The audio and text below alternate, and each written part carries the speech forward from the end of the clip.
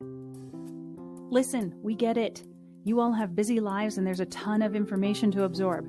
Give us 6 minutes of your time to watch this video, which covers the most important information you need to know for this unusual school year. First, and most importantly, distance learning will be different. This is not last spring. Students will attend live classes and will have independent work expectations. There will be increased accountability for student attendance and for student work quality, rigor, and quantity. Peak to Peak teachers and leaders have worked together this summer to align and improve instructional support strategies, technology resources, consistency, and communication. In other words, we're up to this challenge and ready to give students at Peak to Peak the education we promise in our mission. Let's start with the phases. You can go to the BBSD website to see detailed descriptions of each of the phases. It's called the Back Together BBSD plan, but let me just distill it down to the simplest terms. In Phase 1, all the buildings are closed and everyone, staff and students, are working from home. In Phase 2, most students are learning from home, distance learning. A few students will have opportunities to be on campus in small cohorts of 10 or fewer students. Phase 3, this is a hybrid where most students are on campus for in-person learning 2 full days a week. The remainder of the week, most students will be learning from home. In Phase 4, most students will be on campus 4 full days a week for in-person learning. Students who prefer to remain in distance learning will be able to do so. And in Phase 5, everything goes back to normal.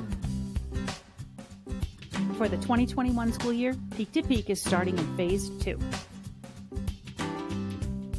Most students will be following our distance learning model. You may have heard that a few students will have in-person learning opportunities. This includes our kindergarten student cohorts who will be on campus 2 half-days a week and distance learning the rest of the time. Other groups of students in 1st through 12th grade will be identified for in-person learning cohorts that will meet on campus, but in the afternoons, and that won't be until after September 1st. In the morning, these students will be participating in distance learning with the rest of their peers.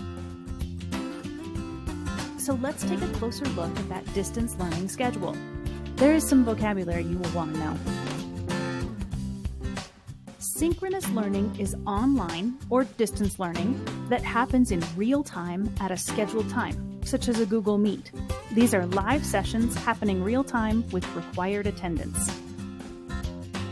Asynchronous learning occurs through online tools and resources, such as recorded presentations or interactive tools, without any real-time interaction requirements.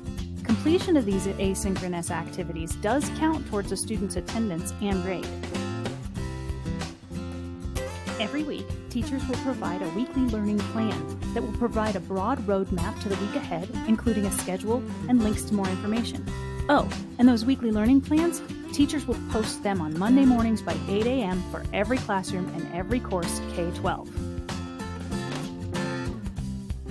If you hear nothing else, hear this. At Peak to Peak, the Flex Day is not a day off. Attendance on Flex Days will be compulsory for students K through 12, just as it would be for any other distance learning or in-person learning days. Here's what students should be doing on the Flex Days. Review weekly learning plans, complete asynchronous and independent work, participate in social-emotional learning activities and events, engage with their advisory teacher, and access any individual small group, teacher, or counselor support. Some activity on Flex Days, such as advisory time, social-emotional learning events, or small group support, may be scheduled synchronously. The spiraled quarter schedule is for secondary students. Instead of participating in a full load of 8 classes, for this school year, students will participate in just 4 classes at a time. Each quarter, students will participate in either their odd period classes during quarters 1 and 3, or their even period classes during quarters 2 and 4.